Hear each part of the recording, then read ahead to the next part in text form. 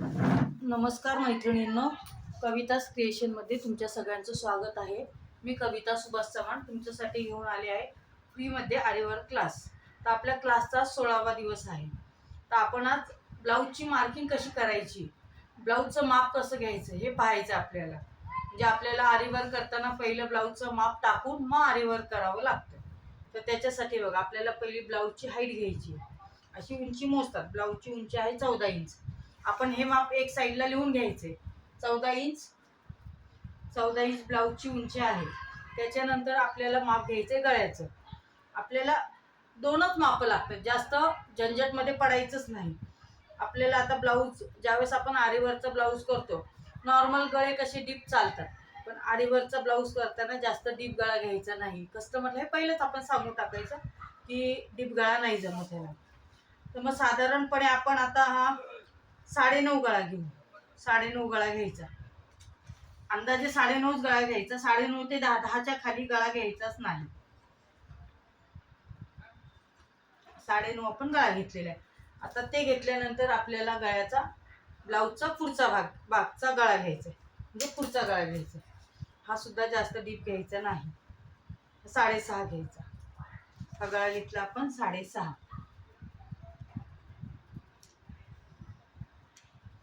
बस. आपल्याला काय लागतं, एकतर ब्लाऊजची हाईट ती मागच्या साईडने मोजायला लागते. ब्लाऊजचा गळा, मागचा गळा आणि पुढचा गळा. बस. दोन्ही साईडचे गळे आणि हे. त्याच्यानंतर आपल्याला लागतं हाताचं माप. तर ह्या ब्लाऊजचं हाताचं माप आपल्याला जमणार नाही, कारण ब्लाऊजचे स्लीव्ज छोटे. तर आपण मोठ्या स्लीव्जचं ब्लाऊज घेतलेले. तर मोठ्या स्लीव्जच्या ब्लाऊजचं स्लीव्ज किती आहे, 10 इंच आहे. 10 इंच आहे. मग हे 10 इंच आपण लिहून घ्यायचं की ब्लाऊजचं स्लीव्ज आहे ते. ब्लाऊजची बाही लांबी आहे ती 10 इंच आहे. आणि दंडघेर किती आहे, हा 5.25 इंच. 5.25 इंच दंडघेर आहे. हे अशा प्रकारे आपल्याला नॉर्मली असं माप आपण घेतलेले. आता हे घेतल्यानंतर आपण काय दरवेळेसच तेच करत बसायचं का? दरवेळेस ब्लाऊज आला की दरवेळेस माप घ्या. फक्त ब्लाऊज घ्यायचा बरोबर, आणि आपण एकदा अशी कटिंग करून ठेवायची की जेणेकरून आपल्याला ती दरवेळेस वापरता येईल. त्याच्यासाठी आपल्याला हा टेप आणि एक मार्कर लागणार आहे. आता मी तुम्हाला सांगितल्याप्रमाणे ब्लाऊज जो आपण घेतलाय तो 14 इंचचा घेतलेला आहे. ह्या 14 इंचाशी आपल्याला काही संबंध नसतो, काहीच घेणं देणं नाही ह्याच्याशी. आपल्याला काहीच घेणं देणं नाही. आपल्याला मतलब कशाची आहे, फक्त ब्लाऊजचा जो गळा आहे, जो आपण गळा घेतो, जो आपण आता घेतलेला आहे 9.5. आपल्याला 9.5 हा गळा घेतलाय. तर त्याच्यासाठी काय करायचं, आपण गळा घ्यायचा आहे आता 10 का घ्यायचा आहे, कारण वरनं शिलाई मार्जिन सोडावी लागते. आपल्याला अर्धा इंच शिलाई मार्जिन सोडावी लागते. त्याच्यासाठी आपण गळा घेतलाय 10 घेतल्यानंतर हे बघा, 28 ते 32 छातीसाठी इकडनं वरनं 2 इंचच घ्यायचंय. गळ्याचं माप 2 इंच घ्यायचे. 32च्या पुढे 34, 36, 38. 34, 36, 38 साठी 2.25 घ्यायचे. 34, 36, 38 साठी 2.25 घेतलेले आपण.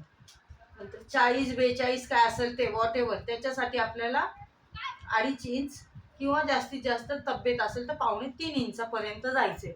ह्याच्या पुढं जायचं नाही. आरीवर्कचे ब्लाऊज करताना आपल्याला हेच माप, ह्याच्या पुढं जायचं नाही.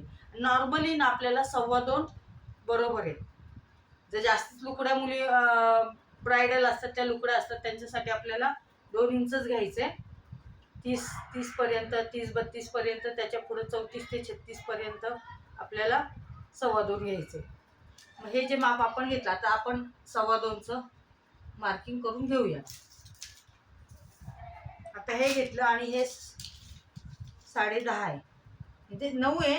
पण आपण का 10.5 घेतले की वरती मार्जिन सोडलेली आपण, इथे मार्जिन सोडावी लागते.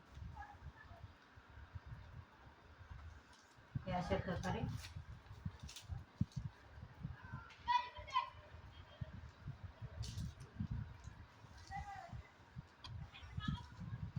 प्रकारे चौकोन आपण आखून घेतलेला आहे. आता गळा गळा करताना आपल्याला कसं करायचं, पण गळ्याचं कसं होतं की असं छान गोल आकार आला की सुंदर दिसतो तो. तर त्याच्यासाठी आपल्याला गळा घेताना इकडनं थोडासा 2.25 जरी आपण चौकोन घेतला, हा घ्यायचा आहे 3 करून.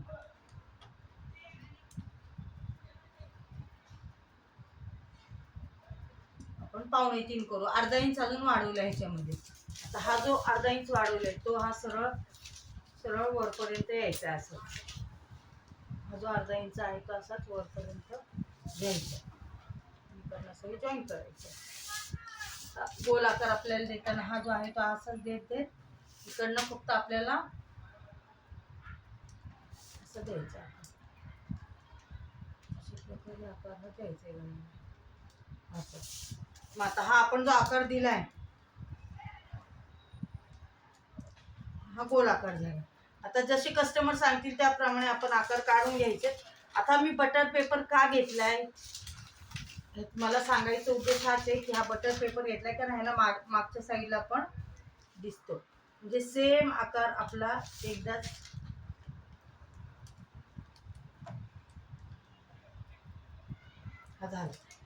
हा झाला आपला मागचा गळा झाला. हे आपण जरी कट करून घेतलं तरी चालतं, नाही कट केलं तरी जमतं. मला पुढच्या व्हिडिओमध्ये कळेलच की ब्लाऊज आपण जे ब्लाऊज पीस घेतो त्याच्यावर कसं माप टाकावं. हा झाला आपला मागचा गळा. हा गळा झाला मागचा. आता पुढचा गळा घ्यायचा सेम तसंच. आता आपण किती घेतलं होतं, पुढचा गळा आपला आहे 6.5. आपण घ्यायचे 7 पेक्षा थोडं कमी घेतलं तरी चालतं.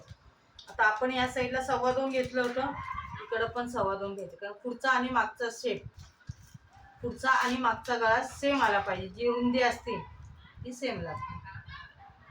घेतला आपण 2.25.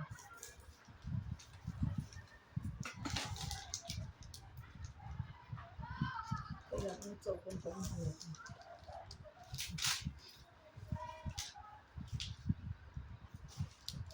घेतला आपण 7.25.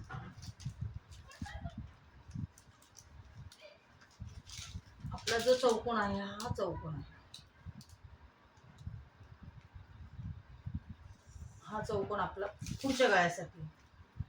हे असं घेतल्यानंतर फक्त आपल्याला इकडनं हा गळा असं काढून घ्यायचा. गळा जो जास्त रुंद पाहिजे असेल, एखाद्याचं असतं की बाबा ताई गळा रुंद पाहिजे, जास्त रुंद पाहिजे, मागं नॉड असेल तर आपण थोडासा असा गळा पसरवून घेऊ शकतो.